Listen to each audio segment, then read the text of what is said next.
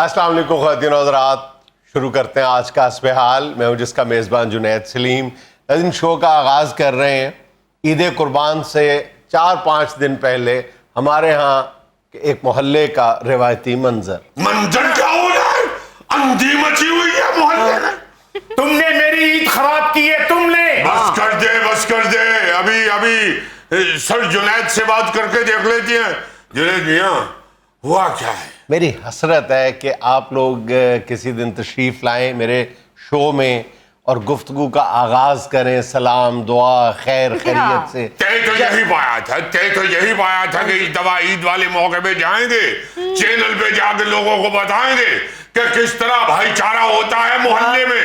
मगर ये जो शख्स है फितना, ये मोहल्ले में इस कदर फितना फैला रहा है जुनैद मियां कि आपको बता नहीं। फितना मैं नहीं, फसाद की जड़ तुम हो। ईद की खुशियां बर्बाद कर रहे हैं एक दूसरे की। ईद की खुशियां हो गई अंकल, हो गई, हमारी तो हो गई। आपकी होने ने आपने कर दी है। जो अभी मैं देख रहा हूं, आप लोगों ने बकरा चोरी के इल्जाम में बेचारे भट्ट साहब को गिरफ्तार करवा दिया। इसको भी करवाना चाहता था अंदर, इसको भी।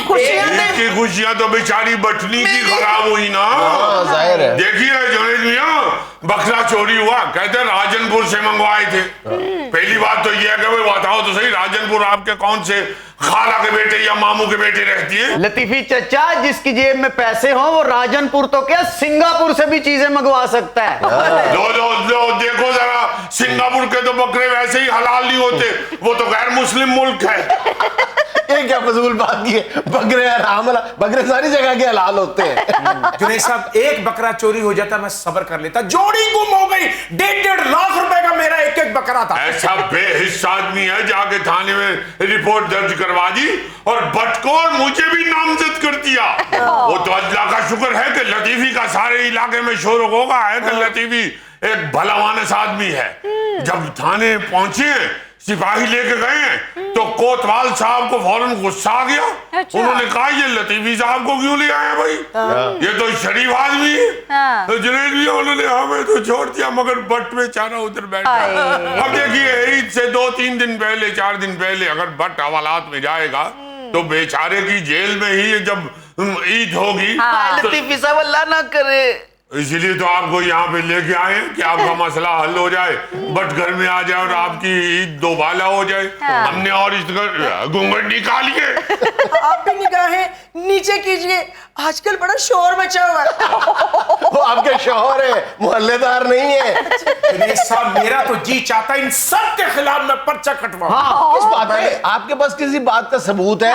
सर, मेरे बकरे बताओ जरा इन्हें। मैं नहीं, मुझे पापा वही बकरे चाहिए, मैंने और नहीं लेने, वही सबसे अच्छे हैं। जिस दिन क्या अच्छे हैं? वो टर्बो बकरे थे, क्या था? वो था जुनैद अंकल, पूरी उसमें गेमें लगी थी क्या?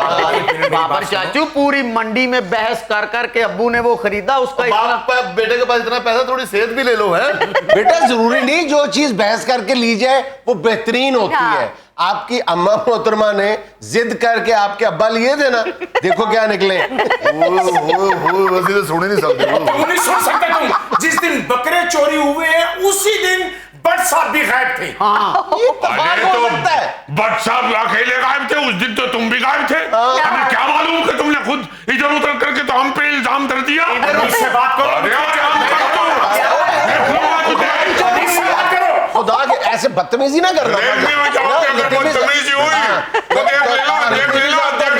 ज्यादा लड़ने का शौक है आपको? आपको शौक है ना लड़ने का? इधर है बाप बेटा, इधर है, इधर है बाप बेटा, फैसला हो जाए। इधर है, दोनों बाप बेटा इधर है। आएंगे लतीफी साहब, पकड़ ले, आज शुरू हो जाए। रोज का टंटा खत्म करे। नहीं, ये बात नहीं है, हम कोई हाथापाई करने वाले आदमी नहीं है। हम शुरफा में शामिल होते हैं। तो हम शुरफा में नहीं आते? बिल्कुल नहीं, हरगिज नहीं, कतई नहीं। जुनैद साहब, आज साबित हुआ कि तालीम ही काम आती है। मैंने मैट्रिक ना किया था तो मैं भी लड़ रहा था आज। इसे कहते हैं चोर मचाए शोर। जी शुक्र करो मुझे गुस्सा नहीं आया। देखिए फिर वो चोर कह रहे हैं। अच्छा एक मिनट रह जाए, आपके झगड़े का फैसला करवाते आप कौन सा ये भाभी बटनी के पहले खामन के बेटे हैं। हाय लतीफी साहब, वो उन्होंने पहले शादी की हुई थी ना, तो उनमें से थे, तो ये वैसे मदद के लिए भाभी बटनी के पास आए हुए हैं। जाहिर है मुश्किल बात। हाँ, बहुत मुश्किल है, बहुत मुश्किल है। भाभी बटनी बेचारी अकेली ऊंचा ऊंचा घर से आवाजें दे रही होती है, so sweet, so sweet, so sweet.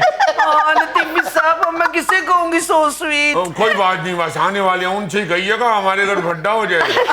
Latifi साहब, घूंघट निकालिए। आप भी अपने दिमाग से गंदगी निकालिए। उनको समझा रहे हैं। असि तो सुन नहीं सकते। और तुम हर सेगमेंट में ही नहीं सुन सकते, इसमें तुम कुव्वत समाज के साथ प्रॉब्लम है, ऐसा क्या? सर जो भी प्रॉब्लम है, प्रॉब्लम हमारे घर चल रही है, हमारे बकरे चोरी हुए हैं। अब मैं काशिफ को क्या मुंह दिखाऊंगा जिससे वादा किया था? यार मोहल्ले में फसाद, दंगा, लड़ाई, बदगुमानी और ईद के मौके पे इससे बचने की कोशिश करें। बकरे चोरी हो गए, सब्र कर लें। मेरा ख्याल अल्लाह ताला ने आपको इतने पैसे दिए हुए हैं, अब नए ले लें। देखिए जुनैद मियां, देखिए बात यह है कि जो सामने नजर आता है उस पे तो कम से कम यकीन रखना चाहिए। भाई हमारा तो घर मोहल्ला बिल्कुल सामने है इनकी आंखों के। कहने का मतलब ये है कि कोई एक निशानी भी नजर आती हो तो हम जिम्मेदार हैं। ये तो नहीं हो सकता कि खामखा मोहल्ले के गरीब लोग समझ के तो उन पे इल्जाम धर दिया जाए। 1001 निशानी लतीफी चचा। आप 8 बजे सोने वाले लोग रात के 12-12, 1-1 बजे तक बकरों के पास क्यों मंडलाते हैं? एक मिनट ठहर जाओ। मैं बताऊं कि तुम्हारे बकरे किस वजह से चोरी हुए हैं? किस वजह से सर? तुम्हारी शोखी की वजह से। आपके बकरों की जो तस्वीरें हैं ना, आप कहते हैं कि जी 1.5 लाख का था, इसने फेसबुक पे, इंस्टाग्राम पे उनकी तस्वीरें भरी हुई थी। जुनैद मियां साथ खड़ा है और यूं लग रहा है जैसे बीच में कोई बीमार बकरा खड़ा। लतीफी साहब, मैं तो ये सोच रही हूँ कि बट साहब 3 दिन जेल में सोए कैसे होंगे? हमें क्या मालूम, हम कैंप जेल के सुप्रीडेंट थे। वैसे भी आप घबराए ना, भट्ट साहब ने लस्सी का गिलास पिया हो ना, तो वो आतिश यहाँ पे भी सो जाते हैं। भाभी जी फिक्र ना करो, ਤੁਸੀਂ बट साहब हवाला च आराम ਨਾਲ ਸੁੱਤੇ ਹੋਣਗੇ ਨਾ, ਉਹਨਾਂ ਨੂੰ ਮੱਛਰ ਅਸਰ ਕਰਦਾ ਹੈ ਨਾ ਭੌਂ ਅਸਰ ਕਰਦਾ ਹੈ, आराम ਨਾਲ ਸਕੂਨ ਨਾਲ ਸੁੱਤੇ ਹੋਣਗੇ। मक्खी वैसे ही बट के नजदीक नहीं जाती। आप लोगों को बट की फिक्र है, मेरे बकरों की नहीं। बकरे तो और भी आ जाएंगे, बट कहाँ से आएगा? फिक्र ना करो, बट भी बहुत हो चुके हैं। बे से बकरा, बे से बट, 1.5 लाख का बकरा था, आप जैसे बट 3 आ जाएंगे उसमें से। लेकिन लतीफी चचा, ये आपके कानों से बात निकाल दूं, मेरे अब्बू दुबई से ऊंट मंगवा रहे हैं ज़िबा करने के लिए। ये देखिए, बात में शोखी और बात में दिखावा। खुदा का खौफ करो, ये अल्लाह की राह में कुर्बानी करने जा रहे हो तुम लोग। जुनैद साहब, ये ऊंट जो मेरे दोस्त ने मुझे दुबई से भिजवाया है ना, ये मुसलसल 3 साल रेस में फर्स्ट आता रहा है। रेस में फर्स्ट है जी। चुगताई साहब जुए वाले ऊँट की कुर्बानी दे रहे हैं। खुदा का खौफ करे, आप भी फसाद और शक फैलाने का कोई मौका हाथ में जाने नहीं सत्य देते। सुना, रेस पे वे शर्तें लगती हैं वहां। बस करेगा, जुनैद मियां, खुदा के लिए कोतवाल साहब को फोन कीजिए। करना पड़ेगा। बट साहब को ईद से पहले घर आना चाहिए, वरना बटनी की ईद तो गारत हो जाएगी। So sweet लतीफी साहब। घूंघट निकालिए। कुछ खा कीजिए, उनके मुंह से निकल जाता है, उनको आदत है। वो तो सुबह मलक साहब के बछड़े को देख के भी कह रही थी सो छवि। जुनैद अंकल, पहले हमारे बकरे आने चाहिए। अब्बू ने तो स्पेशल चांदी का डिनर सेट मंगवाया जिसमें मेहमानों को खाना खिलाना है। ये देखो, बस कर दो दिखावा और शोखी, बस कर दो खुदा के लिए। कराची में नहीं वो क्रेन से बैल उतारते, तो इन साहब ने भी ना लोगों को इकट्ठा करके, लोग सारे मोबाइल पकड़ के तस्वीरें वीडियो बनाने के लिए तैयार खड़े थे, तो लंबा सा बांस लेके ना, तो छत से हार्डली मेरा ख्याल कोई 12 किलो का लेला उतारा है। हाय, मेरे बट साहब ने पता नहीं हवालात में खाना भी खाया हुआ कि नहीं। ये फिक्र बिल्कुल न करे, ये खाना खाने वाला की जिक्र ही ना करे। बट साहब को तो अब सहरा में छोड़ा है ना, 500 मन रेत खा जाएंगे। फिक्र ना कीजिए, जब हम बट साहब के मुलाकात के लिए गए थे ना थाने, तो मुहर्रर बता रहा था कि हम तो खुद चाह रहे हैं जल्दी जल्दी बट साहब की रिहाई हो जाए, क्योंकि हमारे सारे अमले की रोटी खा गए। So sweet लतीफी साहब। ये तो आप कह रही है ना सो स्वीट, थाने का हमला गालियां दे रहा है। जुनैद अंकल, मेरी तो नाक कट गई ना। मैंने अपनी फ्रेंड के अब्बू को रान देने जानी थी, अब बकरे ही नहीं है। यार तुम्हारे मुंह से रान सजती है। तू कोई सीने दे गोश्त दी गल कर, कोई दुमची दी गल कर। हाय, मैं तो ये सोच रही हूँ कि मैं बट साहब के बगैर ईद कैसे मनाऊंगी। आंटी आप हमारे घर चले जाइएगा। वाह जी वाह, हमारे घर आ जाइएगा जिवें आप डिफेंस रहिंदा और रक्षा ही सौना दो आप। सबको अपनी अपनी फिक्र है, मेरे बकरों के बारे में तो कोई सोचे। जुनेद मियां, इस मसले का हल लतीफी के पास है। क्या? अगर आप कोतवाल से कह के ये चुगताई के बेटे को गिरफ्तार करवा दे तो वो इनसे बकरे बरामद करवा सकते। हाँ, हमें शक है कि इसने खुद बेचे हैं बकरे। संगीन इल्जाम लगा रहे हैं आप बहुत। जुनेद साहब, वैसे मुझे भी शक हुआ था। ये जब सिगरेट लेने आया ना मेरी दुकान से, तो इसके साथ 2 दोस्त थे। ये उनको कह रहा था कि पैसे आ जाएं फिर नारायण का खान चलेंगे। बाबर साहब, अपनी हद में रह के बात क्या करो, आप मोहल्ले में फसाद की जड़ हो। वो फिसाद फैलाने में उसको क्या फायदा? और सर, इसी को ही फायदा है। अगर मोहल्ले में लड़ाई हो तो इसकी बोतलें चलनी है, अगर सुलह हो तो इसकी बोतलें खुलनी है। पता नहीं बट साहब ने हवालात में चाय भी पी होगी कि नहीं। बट हवालात में है, फुफ्फो के घर नहीं है। ये हुई ना बात। बट सोया होगा कि नहीं, बट ने खाना खाया होगा कि नहीं, बट ने चाय पी होगी कि नहीं। ये बट हवालात में है, जावेद हाशमी नहीं हवालात में। नाज़रीन, यहाँ मुझे लेना एक छोटा सा वक्फा, हमारे साथ रहिएगा। ये जो सीरी पायों की वर्शन है ना, ये जो हम खाते हैं सीरी पाए मसालों वाले, इसका आगाज लाहौर से हुआ। अच्छा भाईजान, दुनिया समझ रही है कि इस खित्ते के जो अवाम है वो आजकल सिर्फ एक ही टॉपिक डिस्कस कर रहे होंगे, और वो टॉपिक होगा अफगान सिचुएशन, अमरीकी फौजों के इनखलाब के बाद। लेकिन मेरी जाती राय ये है कि आजकल जो पाकिस्तान में सबसे ज्यादा टॉपिक डिस्कस हो रहा है वो ईद के पकवान है। कि ईद पे पकाना क्या है। कोई अंगीठी बनवा रहा है, कोई सीके लेकर आ रहा है। Absolutely right. तैयारियां अपने अरूज पे है। हाँ जी, बकायदा बकरे दे कोलों लंघदे विचों दे शामी कबाब वेखण दे, कोई ਉਹਦੇ ਟਿੱਕੇ ਦੇਖ ਰਿਹਾ ਹੈ, ਕੋਈ ਉਹਦੇ ਪਾਵਿਆਂ ਲਗੌਰ ਨਾ ਦੇਖ ਰਿਹਾ ਹੈ ਕਿ ਕਿੰਨੇ ਵਧੀਆ ਹੋਣਗੇ, ਤੇ ਬੱਕਰਾ ਵਿਚਾਰਾ ਗੋਇੰਜ ਕਰ ਰਿਹਾ ਹੁੰਦਾ। साड़ी मर्जी जो रेगुलर जो गोश्त खोर लोग हैं ना, वो आमतौर पे ईद पे कम गोश्त खाते हैं। सच्ची बात ये है, गोश्त खोर लोग भी वो कम गोश्त खाते हैं। उसकी एक वजह होती है, वो कहते हैं जी कि जो ईद का गोश्त है ना, ईद पे जो कुर्बानी का गोश्त होता है उसमें से एक खास स्मेल आती है। और जो मतलब समझदार खवातीन है घर में, उनका कमाल ये होता है कि उस गोश्त की जो स्मेल है उसको या तो खत्म किया जाए या कम से कम मिनिमाइज कर दिया जाए, कम कर। यही मेरा ख्याल है कि एक उस दिन की गोश्त के पकाने में महारत और खूबसूरती का कमाल यही होता है। लेकिन सर, मुझे तो दोस्तों के साथ कीमे की टिक्कियां ऊंट की वो बड़ी ज्यादा अच्छी लगती है। ऊंट की देखो फरमाइश, ऊंट के मुंह में जीरा। नहीं बेटे, ये कहावत उलट हो गई है यहाँ। जी सर, यहाँ ऊंट के मुंह में जीरा नहीं है, जीरे के मुंह में ऊंट है। जो भी हो, आप लोगों की वजह से मैं अपना टेस्ट तो नहीं बदल सकता। नहीं, वाकई ये जो है ना जी दिन, आजकल ये ईद की शेड्यूलिंग हो रही है, घरों में प्रोग्रामिंग हो रही है कि क्या किया जाएगा, कौन किधर जाएगा और कौन हमारे घर आएगा। ये एक शेड्यूल भी बन रहा होता है मेहमानों के आने जाने का और अपने भी जाने का। और दूसरा सबसे अहम चीज वाकई पकवान होता है।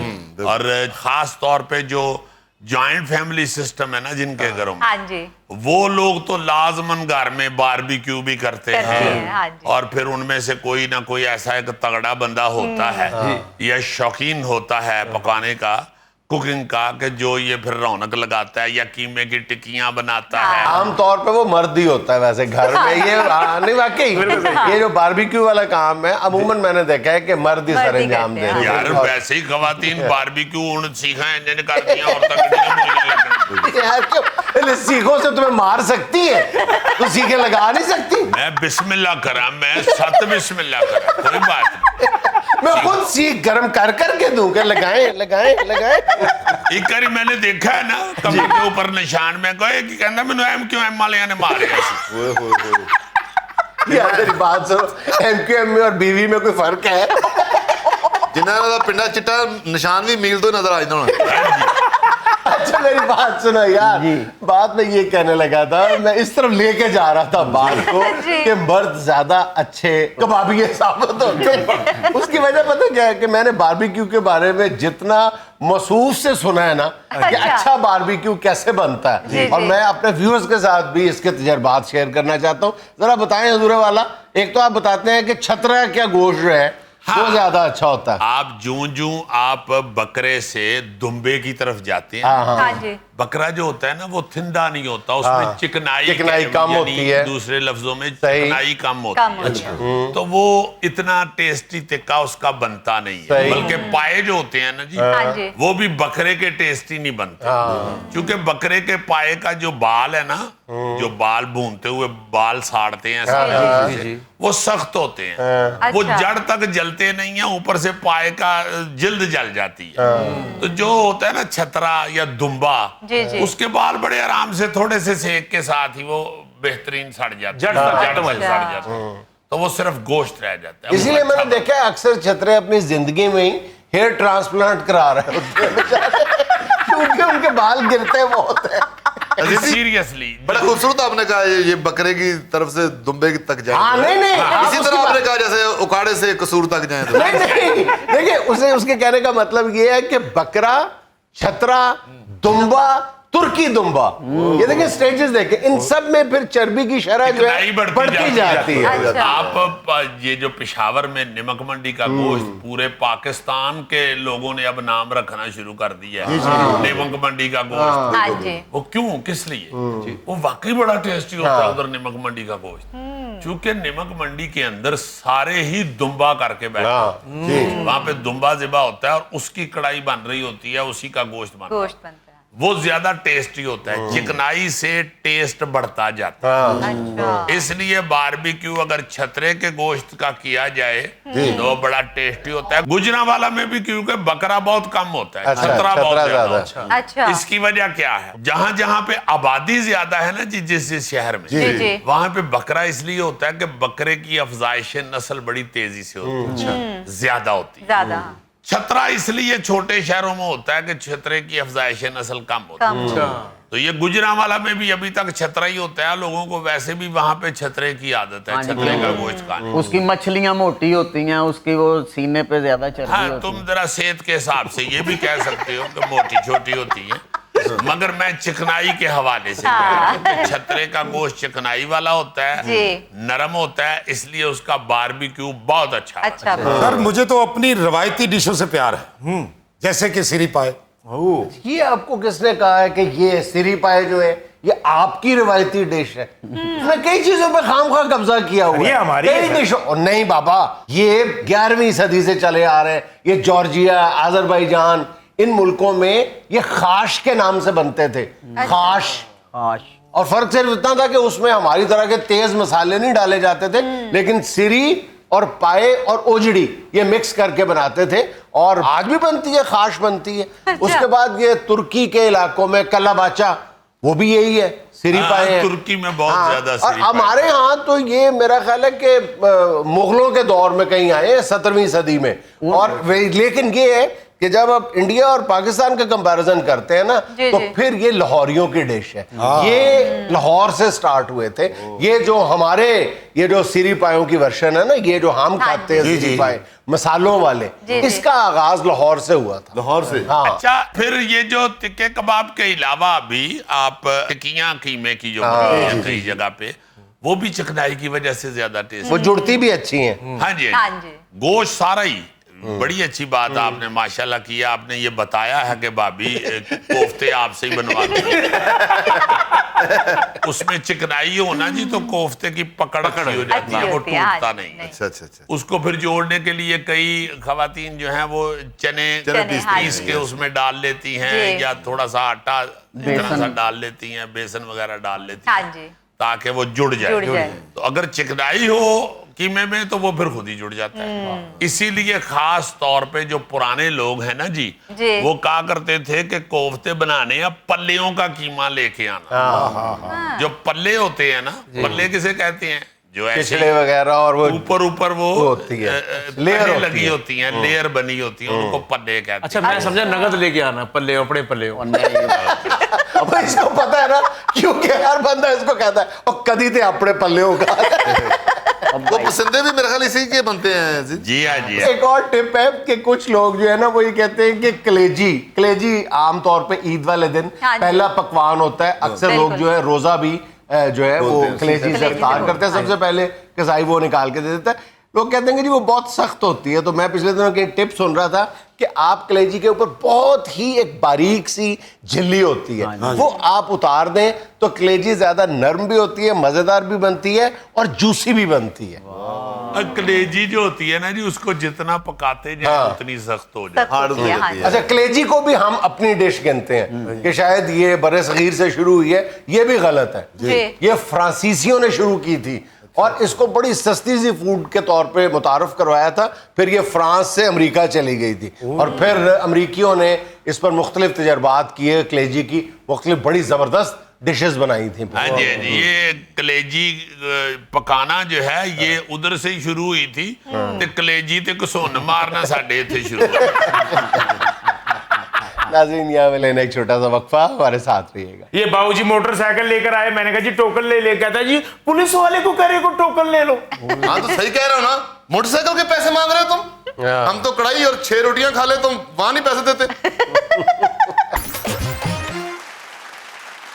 नाज़रीन इकराम, आपको अक्सर सरकारी दफातर के बाहर या किसी अवामी मकाम के बाहर या शॉपिंग प्लाजा के बाहर आम तौर पे मोटर बाइक्स के मालकान को, गाड़ियों के मालकान को एक शख्स से लड़ता हुआ देखेंगे और आम तौर पे वो शख्स होता है पार्किंग का नाम नेहाद ठेकेदार। आज हस्बे हाल के इस कटहरे में ऐसा ही खड़ा है एक ठेकेदार। जी, नाम ने आता आप क्यों कह रहे हैं सर? हम तो नाम नेहाद इसलिए कह रहा हूं कि आप में से अक्सरियत जो है वो मंजूर शुदा ठेकेदार नहीं होती, जबरदस्ती का पार्किंग का ठेका लिया होता है। सबसे पहले तो मैं आपको ये दाद दूंगा कि आपने पार्किंग का ठेकेदार खूब चुना है। वो बिल्कुल इतना ही 3.5 फुटिया होता है, बिल्कुल, क्योंकि वो बैक शीशे से नजर नहीं आता। वो एकदम गड्डी की डिग्गी के पीछे से बरामद हो के तो शीशे के पास आके कहता है लो जनाब 20 रुपये दे दे। ठेकेदार ही ऐसे होंगे तो हम लोग कहाँ जाएंगे? इतने देर ठेकेदार। ओ सर जी, मेरा असल में तारुफ ये बनता है कि मैं वो शख्स हूं जो आपके करोड़ों रुपए की गाड़ियों की हिफाजत करता हूं। अगर हिफाजत करते हो फिर ना, हिफाजत नहीं करते तुम लोग। अगर खुदा न खास्ता गाड़ी मोटर बाइक चोरी हो जाती है, तुम तो जिम्मेदार बनते ही नहीं हो। यार अब तो कईयों की पर्चियों के ऊपर ही लिखा होता है कि गाड़ी गुम होने की सूरत में हम जिम्मेदार नहीं तो हैं। फिर जी। पैसे किस चीज के? तो सर वो तो हम तो देखने के लेते हैं ना, हम कोई चोर उठा के देखने ले के जाए। क्या तुम गाड़ियों के मॉडल चेक करते हो? देखने के। सर पार्किंग में गाड़ी खड़ी करे तो अक्सर ये मालिक को कह देते हैं चाबी हमें दे दें, आगे पीछे करनी पड़ जाती है। जब अचानक कोई आ जाए तो अंदर एसी लगा के बैठे होते हैं। तो सर जी वो तो आगे पीछे करने के दौरान कोई मालिक आ जाए तो जाहिर सी बात है मैंने गाड़ी में बैठा होना है, गाड़ी के नीचे तो नहीं आना जी। सर जी एक चक्कर तो इसने मेरे सामने किया, जब मैं इसको पकड़ने गया हूं ना तो एक मोटरसाइकिल को ना लॉक नहीं लगा हुआ था, उस पे इसने चाय मंगाई है मेरे लिए शिगर से। और भाई साहब वो मेरी अपनी बाइक थी। फिर झूठ बोल रहे, वो तो आदमी आके लड़ रहा था आपसे। अच्छा अक्सर औकात आप देखते हैं कि किसी पार्किंग में कोई और पैसे हैं, किसी में कोई और पैसे हैं टोकन के। हाँ जी। भाई एक तो अगर ये गवर्नमेंट की तरफ से खड़े हुए हैं तो पैसे एक ही होने जैसे होने चाहिए। 50 रुपए कहीं ले रहे होते हैं, 50 हाँ भी जी। लेते हैं, कहीं 20 ले लेते हैं, कोई 30 ले रहे होते हैं। डिपेंड करता है ना आपका शॉपिंग प्लाजा कैसा है, वहां पे कौन सी क्लास आती क्लास है, आती है, बिल्कुल। उसी हिसाब से ये अपने निर्ख मुकर्रर करते हैं। और नहीं सर, हम तो जितने लिखे होते हैं उतने ही लेते हैं, लोग अपनी खुशी से भी दे जाते और हैं। खुशी से तुम भिखारी हो यार, तुम एक फर्ज सर अंजाम दे रहे हो, तुम्हारी ये ड्यूटी है। हाँ। हद हो गई। सबसे बड़ा जुर्म पता है ये क्या करते हैं? जी सर। ये पार्किंग के ठेकेदार बने होते जी हैं हाँ। और इनके पास पार्किंग की ही जगह नहीं होती।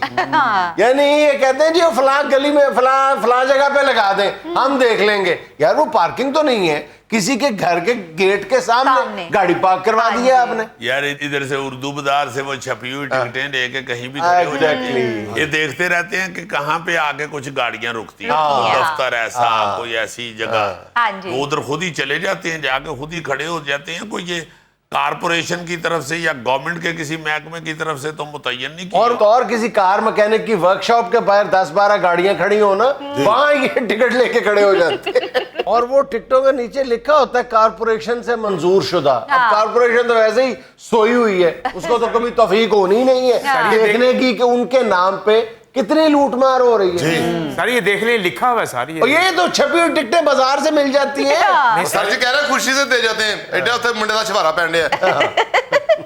सर जी ये सारे वो लोग बातें कर रहे हैं जो टोकन लेते ही नहीं है, और जब गाड़ी कहीं लग जाए तो फिर हमारे सर ये लग जाते हैं जनाब। सारा ड्रामा तुम लोग करते हो। अगर ध्यान पड़ जाए तो टोकन दे दिया, अगर कहीं दूर गए हो आप गाड़ी खड़ी करके या मोटरसाइकिल खड़ी करके चले जाएं, वापस आए तो टोकन दिया नहीं होता, फिर भी कहते हैं पैसे दे। भाई तुमने तो टोकन ही नहीं दिया, तुमने किस तरह इसकी हिफाजत की है? फिर टोकन के ऊपर जो नंबर लिखते हैं वो कभी भी इन्होंने पढ़ के मैच करके नहीं वापस। नेवर। और सर आप लोग क्या चाहते हैं कि एक्साइज वालों से वेरिफिकेशन करके आप लोगों को मोटरसाइकिल दे? 1 मिनट लेट हो जाए तो आप लोग लड़ने लग जाते हैं। ओ यार जाने दो, मैं तुम्हें छोटा समझ के कुछ नहीं कह रहा। अक्सर चीज कोई उतार के ले जाए ना जी, गाड़ी की या मोटरसाइकिल की, कोई शीशा, कोई लाइट, कोई ये वो, हाँ जी, कभी भी जिम्मेदारी नहीं। आगे से कह देंगे हमें क्या पता है, यहाँ खड़ी आपने इसी तरह की हो, कहीं पीछे से आप उतरवा के आ गए हैं, हमें क्या पता है। और क्या पता ये खुद ही उतारते हो। सर ये चोरी का इल्जाम ना लगाएं हम पर। भाई ऐसे होता है तो कह रहे हैं ना। अच्छा फिर अब हर पार्किंग के अंदर एक और नया ड्रामा शुरू हुआ। 3-4 बंदे ना जी, एक पानी की बाल्टी और एक गिल्ली टाकी लेके हाँ जी, हाँ जी, आपके बगैर पूछे आपका मोटरसाइकिल या आपकी गाड़ी सारी धो के ना उसके ऊपर जो मिट्टी जमी होती है उसका पूरा पोचा फेर के तो वापस अब आप आते हैं तो कहते हैं कि भाई जी आपकी गाड़ी धोई है, इसके भी पैसे। और सर जो गांव से मेरे भतीजे भांजे आए होते हैं उनको काम पे ना लगाऊं। और किसी जायज काम पे लगाओ ना। बंदा घर से गाड़ी धो के लाता है, तुम फिर धो के कहते हो पैसे दे दो जी। और सर जी ऐसी आप माड़े बंदे पे इल्जाम लगा रहे हैं। ये बाबूजी मोटरसाइकिल लेकर आए, मैंने कहा जी टोकन ले कहता है जी पुलिस वाले को कह रहे को टोकन ले लो। हाँ तो सही कह रहे हो ना, मोटरसाइकिल के पैसे मांग रहे हो तुम। हम तो कढ़ाई और 6 रोटियां खा ले, तुम वहां नहीं पैसे देते। ये देखा वाकई को तगड़ा बंदा आ जाए ना तो इनकी जरूरत नहीं होती पैसे मांगने की। और को माड़ा देख लें या सादा आदमी देख लें, शरीफ आदमी देख लें, उससे ये पैसे ऐसे ही 10-5 ज्यादा ले लेते हैं, इनको परवाह भी नहीं होती। सर जी वैसे इन पार्किंग वालों की कोई वर्दी भी होनी चाहिए। बिल्कुल। ये वहां खड़े ऐसे लगते हैं जैसे बकरे बेचने आए। आप वर्दी पहन के बड़ा नवाब वाफ काला बाग लग रहे हैं। पुलिस को चुगल। सर जी ਤੁਹਾਡੇ ਨਾਲ ਰਿਹਾ हो गया, मैं इन्हें नहीं छोड़ना। सर मेरी बात तो सुनिए। नाज़रीन यहाँ मुझे लेना एक छोटा सा वक्फा, हमारे साथ रहिएगा। आज मैं जिस सुपरस्टार खातून को खराजे तहसीन पेश करना चाहता हूं जी उनका नाम है रानी बेगम। लज stars of Pakistan film industry में आज मैं जिस सुपरस्टार खातून को खराजे तहसीन पेश करना चाहता हूं जी उनका नाम है रानी बेगम। जिंदाबाद। मरहूमा बहुत बाकमाल फनकारा थी। बेशक जी रानी बेगम का एक बड़ा दौर रहा है, जी एक नाकाबिले फरामोश अदाकारा रही है। वाह जी। फिल्म भी इनके दिमागों से आज तक नहीं निकली, ऐसी ऐसी फिल्म उन्होंने की हुई। अच्छा ये बात काबिले जिक्र है यहाँ पे कि 1950 की दहाई में ना जी फनकारों में ये तफरीक नहीं थी होती कि ये उर्दू फिल्म के फनकार हैं और ये पंजाबी फिल्म के। हाँ जी मगर 70 की दिहाई में आके ये शुरू हो गया था। हाँ, फर्क क्योंकि पंजाबी फिल्म ने भी बड़ी जान पकड़ ली थी और उर्दू फिल्म भी बड़ी शुरू से ही ताकतवर अरूज पे आ रही थी। जी जी तो फिल्मी हीरोइंस की बात करें ना जी तो शमीम आरा, जेबा बेगम, शबनम साहिबा, दीबा साहिबा, बाबरा शरीफ साहिबा, ये उर्दू फिल्मों की मखसूस अदाकारा हैं। जबकि फिरदौस, शीरी, आलिया और आसिया बेगम जी जी, ये पंजाबी फिल्मों तक महदूद होती थी। अच्छा ये पंजाबी फिल्म वाली हीरोइंस भी उर्दू फिल्म में काम कर लेती थी लेकिन बहुत कम। बिल्कुल ठीक। इन सब के अलावा फिल्म इंडस्ट्री में सिर्फ 2 हीरोइंस यकसा तौर पर उर्दू और पंजाबी फिल्मों में मकबूल थी और मसरूफ थी। उनमें से पहली मैडम नीलो बेगम थी जी और दूसरी रानी बेगम। रानी बेगम बिल्कुल सही। अच्छा रानी बेगम अच्छी अदाकारा होने के साथ साथ रक्स में भी बड़ी माहिर थी जी और इनका सुपरस्टार होने के पीछे हाथ जो था ना जी बहुत बड़ा, वो भला किसका था? किसका सर? वो था मुख्तार बेगम साहिबा का। जो आगा हशर साहब की बीवी थी। अच्छा। जी हाँ, आगा हशर बहुत बड़े ड्रामा नवीस हुए हैं थिएटर के, और बहुत बहुत बड़ा ड्रामा उनके नाम है। अब वो अपने वक्त में ना जी, यानी को 1930-40 की दिहाई में मुख्तार बेगम जो थी, ये बहुत बड़ी स्टेज की अदाकारा और गुलकारा थी। अच्छा। और ये आप सुन के मजा लेंगे कि ये फरीदा खानम साहिबा की बड़ी बहन थी। हाँ, ये इश्क जो हमसे रूठ गया। मैं कहता हूँ जी कि ऐसा गाना गाया हुआ है फरीदा बेगम ने भी कि उनका एक बड़ा नाम बाकायदा असातिज़ा में उनका शुमार होता है। अच्छा, रानी बेगम के वालिदैन के घर वालों के तल्लुकात मुख्तार बेगम से बड़े अच्छे थे जी। इसलिए रानी बेगम ना जी मुख्तार बेगम के घर में ही पल के जवान हुई। अच्छा।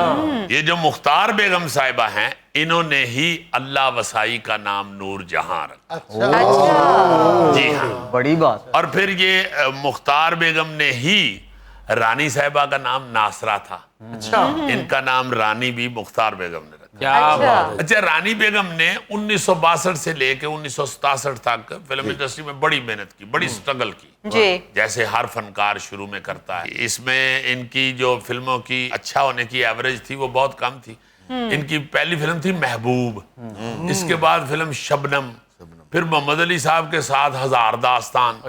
जी जी। रानी बेगम को जो ब्रेक थ्रू मिला था ना जी, हाँ जी। वो 1967 में फिल्म देवर भाभी से मिला। अरे वाह। देवर भाभी ऐसी फिल्म थी रानी बेगम की कि सुपर हिट हुई। ये संतोष कुमार साहब की जाती फिल्म थी। अच्छा। और इसके डायरेक्टर हसन तारक साहब थे। देवर भाभी। जी जी, देवर भाभी सुपर हिट फिल्म थी। हसन तारक साहब डायरेक्टर थे जिन्होंने बाद में रानी बेगम से शादी भी कर ली थी। जी अजीजी, इस फिल्म का गाना भी बड़ा हिट हुआ था, हिप हिप पुर्रे। हाँ। अच्छा, फिर इसके बाद 1968 में भट्टी पिक्चर्स जो अनैसन भट्टी साहब के नाम से था, और वसीम अब्बास साहब के वालिद साहब बहुत बड़े फनकार और बहुत बड़े गुलकार हुए, बहुत बड़े दानिश्वर, आलम बहुत बड़े हुए हैं। भट्टी साहब की जो फिल्म प्रोडक्शन थी भट्टी पिक्चर्स, उसके बैनर तले फिर एक फिल्म बनी थी चन्न मखना। उसमें रानी बेगम के साथ अनैसन भट्टी साहब हीरो थे। अच्छा। ये भी सुपर हिट हुई, सुपर हिट। वो आज भी हिट है जी, चन्न मेरे मखना।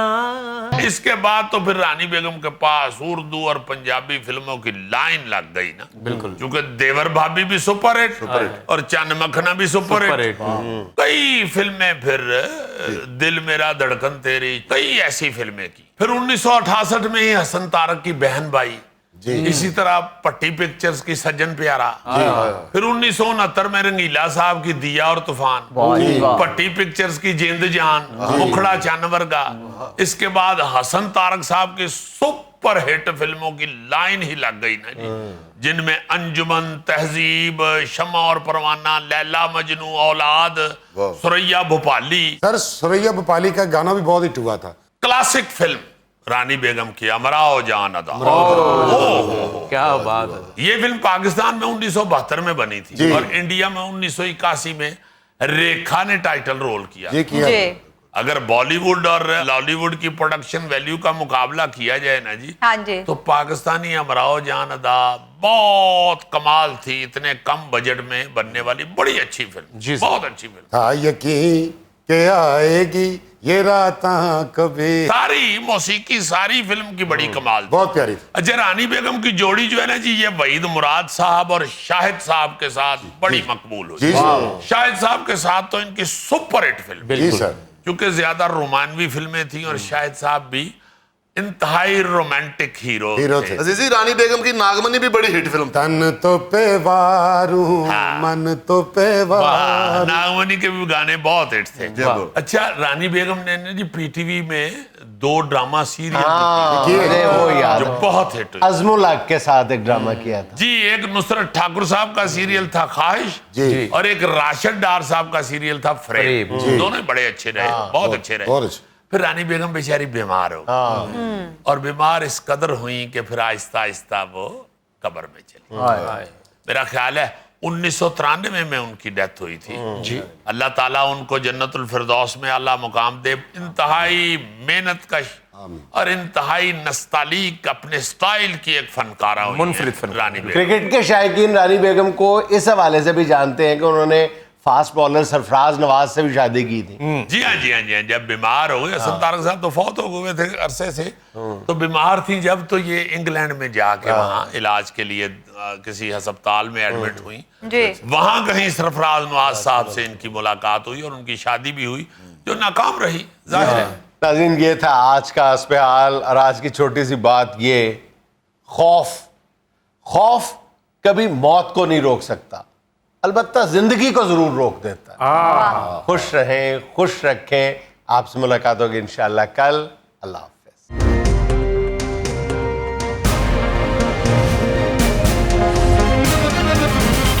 दुनिया खबर की दुनिया।